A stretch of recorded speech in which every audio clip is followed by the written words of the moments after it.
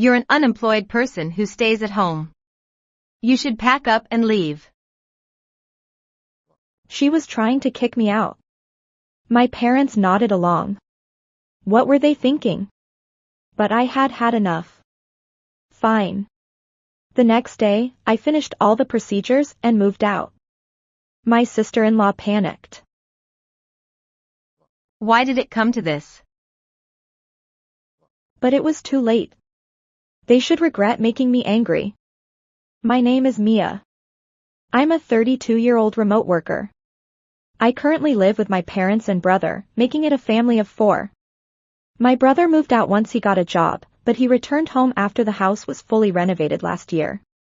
Since then, we have been living together as a family of 4. However, it seems like my brother will be moving out again soon. This is because he is getting married. Once he gets married, he will rent a new room with his wife. I was thinking about our life as a family of 3. With one less person, my burden will be reduced slightly. I think I can continue living as I have been. That's what I was thinking about. Hey, Mia. Hurry up and make breakfast. Geez, this kid can't do anything without being told. Today, too, the day began with my parents nagging. They always make me do things for them. Even though I tell them I'm working, they don't listen to me at all. They just tell me that an unemployed person should do housework. So they push all the housework onto me. That's why I have to do housework in between work. The general flow of my day is to make breakfast for my parents every day, do laundry for 4 adults, and finish cooking dinner by the time my brother comes home from work. During that time, I also have to clean the bathroom and toilet, so it's quite hard. And my parents keep complaining about everything, so it's not just physically tiring, but mentally exhausting too. You're being supported by Michael, so you should do this properly. That's right. Aren't you ashamed of yourself at 32? My parents, who have decided that I'm unemployed, keep berating me every chance they get. No matter how much I tell them I'm earning money while working from home, they don't believe me. You're just playing on the computer, aren't you? If you could make money doing something like this, no one would have to struggle. Something like this. I'm trying pretty hard, you know. My parents have always doted on my brother. He was good-looking, cheerful, and always the center of attention. As a result, he had many friends and was popular with relatives and neighbors. On the other hand, I was introverted and often unable to express my feelings, so I had few friends. That's why my parents only praised my popular brother. My brother was good at getting what he wanted and knew how to win over our parents. He was given everything he wanted. I worked hard and got good grades, but my brother, who had lower grades than me, was always praised. They would say things like, You did 2 points better than last time. You're a genius because you got the difficult questions right. They were indifferent to me and always told me to not cause any trouble. So when I was young, my heart was rotting away, but my brother was the only one who recognized me. Actually, you're the genius in this house. I think you'll be more successful than me in the future. Really? Yeah, so support our family in the future. I was happy to hear that from my brother, so I studied hard. My brother often relied on me and I helped him with his homework. Every time he thanked me, I realized how happy it was to be relied on by someone. So I didn't mind that my brother was the only one being praised. I just kept doing what I could do, and when my brother asked for help, I supported him with all my might.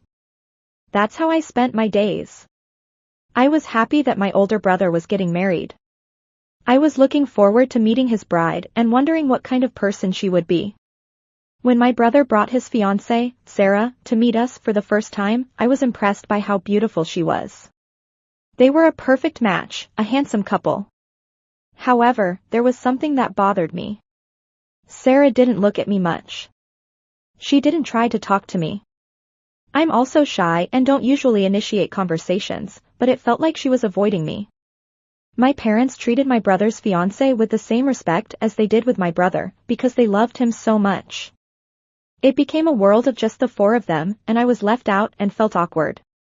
Well, that was fine because my brother's fiancé wasn't going to live with us. That's what I thought, but even after the wedding, my brother didn't seem to be leaving the house. In fact, his wife came over with a large suitcase. I'm counting on you from today on. Nice to meet you, Mom and Dad. Yes, nice to meet you, Sarah. I was speechless watching my parents and my brother's wife interact. I immediately pulled my brother to his room and asked him, "What's going on? Aren't you two going to rent a place to live?" No. Sorry. We spent all our money on the wedding and honeymoon. We're in pretty bad shape financially. Besides, we just renovated this house a year ago, so it's still new, right? So Sarah said she wanted to live in this beautiful house anyway. So you decided without consulting me? No, I was going to tell you later, but things got hectic. I couldn't believe that my brother had decided to live with us without consulting me. I thought he was the only one who recognized me. It made me angry that things were decided without my knowledge. And my parents treated my brother's wife with the same respect as they did with my brother, making it a world of just the four of them. I was left out and felt awkward. Hey, hurry up and bring tea. Sarah is here. You're really useless and dull, aren't you? It's embarrassing in front of Sarah. It was more embarrassing for my parents to say such things in front of my brother's wife. But she laughed when she heard my parents' words. It wasn't a wry smile, but a mocking laugh. I had a gut feeling that she was the same as my parents and wouldn't believe anything I said. I was worried about my future life. Instead of having one less person, I had one more, and it was someone who would make my life difficult. It seemed like it would be even harder to work. And as expected, it turned out the way I thought it would. Hey, Mia, I want a caramel macchiato with extra whipped cream. Oh, really? I knew what my sister-in-law was trying to say, but I decided to ignore her. Then she clicked her tongue and glared at me. You're really stupid. I told you to go buy it right now. I can't. I'm working. What? Working? You're just playing with those anime characters, aren't you? If you're going to lie, come up with a better one. Just go buy it already. I'll tell your mother and father. That's how my sister-in-law threatened me. My job is to create 3D character graphic designs, and I'm also responsible for designing game characters. Although it's a similar genre, I get various jobs, so I can earn quite a bit. But even if I explain it in detail, my sister-in-law probably wouldn't understand. When I ignored her and worked, she told my mother as if she was tattling on me. My mother came into the room with an angry face. Hey. What are you trying to do, making Sarah cry? What? Make her cry. When I turned around, my sister-in-law was pretending to cry. It was obviously fake crying, but my mother seemed to be easily fooled.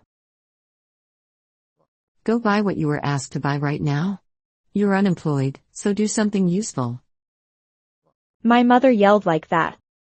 If I've been disturbed this much, it's faster to just go buy it. I thought so and reluctantly went to buy a caramel macchiato. You should have gone to buy it right away. You're really stupid. Can't you work, rather than saying you're not working? That's how my sister-in-law made fun of me. She quit her job when she got married, and she will be a housewife from now on. I couldn't bear the thought of having one more person who would insult me every day. I couldn't take it anymore, so I talked to my brother. Hey, can you explain things properly? Mom, Dad, and Sarah are all assuming that I'm unemployed and pushing everything on me. It's impossible to balance work and this kind of situation. even if I say something, no one believes me. I think only you can make them understand. I talked to my brother like that, but he just gave me a vague answer. Oh, yeah, I'm thinking of explaining things properly at the right time. But I'm busy with work too, so I know I'm bothering you, Mia. I'm grateful for all the support you've given me. Thank you so much. That's what my brother said, but I was gradually becoming dissatisfied with just those words. If you don't explain things properly, I'm leaving this house. What? That's a problem. You're the one who's supporting us right now. That's why I'm telling you to talk to them properly. If you do, I think Dad and Mom will be a little more understanding. If you don't say anything, I'll leave to maintain my proper work environment. I'll take everything in this house with me and sell the house. Are you serious? Yes, because everything in this house is mine. Okay. I'll explain things properly. My brother said that in a flustered manner. If I say this much, my brother will explain things properly. After a month, my brother still hadn't said anything to my parents and sister-in-law. I had had enough and started preparing to leave the house. My sister-in-law and parents often went out to eat together, so I had a real estate agent come over to appraise the house while they were out. Now I can sell the house anytime. Meanwhile, my brother was going on a business trip for about a week. It's not common for someone who just got married to be asked to go on a business trip. Perhaps my brother didn't want to be urged by me and was stalling for time. My trust in my brother was decreasing rapidly. And then, right after my brother left on his business trip, my sister-in-law suddenly came into my room. Hey, what are you planning to do? Are you going to keep leeching off this house forever? You're eating into the money we should be using to live more comfortably. You money-eating parasite. You're unemployed and stay home and should pack up and leave. That's what my sister-in-law said as she tried to kick me out. My parents nodded along. What were they thinking? But I had had enough. Fine, I'll leave right now. I immediately contacted a real estate agent. I was told that the procedures could be done immediately, so I decided to go there tomorrow. Now we can finally get rid of the troublemaker. It's good that Sarah came. We were having trouble with this one too. My parents laughed as they said that. It was too much. I was filled with anger. The next day, I finished all the procedures and moved out. My parents and sister-in-law told me to leave while they were eating out, so I was able to move everything at once. I also contacted a recycling company and sold all the furniture and appliances. As a result, there is nothing in the house. And for now, I stayed at a business hotel and started looking for a room for one person. As expected, a few hours later, my mother called me. Hey. Why isn't there anything in the house? Well, I bought everything. What? Don't lie. Michael bought everything new, didn't he? You guys seem to be misunderstanding. I paid for everything, including the house renovation, furniture, appliances, and living expenses. You're telling such a stupid lie again. My mother didn't believe me. Then, my sister-in-law took over the phone. Hey. Do you think you can get away with this? I'll sue you. Feel free to do so. You're the only ones who will be embarrassed. I have proof that the house is in my name and that I bought furniture and appliances with my credit card. When I said that, my sister-in-law was taken aback. You're so confident. Yes, because it's the truth. You can call the police or anyone you want. But I think you should check with your husband first. And then I reported to my brother via email that I had left the house and sold it. After about 10 minutes, my mother called me again. Her voice sounded quite urgent. I heard from Michael that everything you said is true. Please, I'm sorry. Come back. We relied on your income, right? So please, we need to continue our life as it was. I'll apologize as many times as you want. It's too late. How much have I explained to you guys? You didn't believe anything I said and treated me poorly. I can't forgive you. I've already sold the house, so just leave quickly. What? You sold it? What are we supposed to do now? I don't know. Why don't you ask your son for help? And rely on that kid who only makes $1,000 a month? We'll go bankrupt if we do that. Then why don't you work? Stop relying on others and work for yourselves. Your bodies still work, don't they? Don't say that. My mother was crying. Why did it come to this? I could hear my sister-in-law's voice from behind. They were panicking, but it was too late. They should regret making me angry. I'm cutting ties with you. I hung up the phone. I then blocked their calls so I wouldn't have to deal with them anymore. After that, I decided to live overseas, taking advantage of my ability to work from home. That way, I wouldn't have to worry about being chased by my brothers. Since then, my brother has called me many times, saying he wants to apologize or meet me. I was sick of it. I also found out that my brother had been calling me unemployed to my mother and sister-in-law. He had said many things to me, like how grateful he was, but he had taken all the credit and talked behind my back. I can't trust someone like that anymore, so I decided to cut ties with him completely. Now I'm living a peaceful life overseas, working hard and enjoying my days. I'll continue to work hard and maybe try to find a partner in the future. How was this story? Please subscribe to the channel. See you in the next video.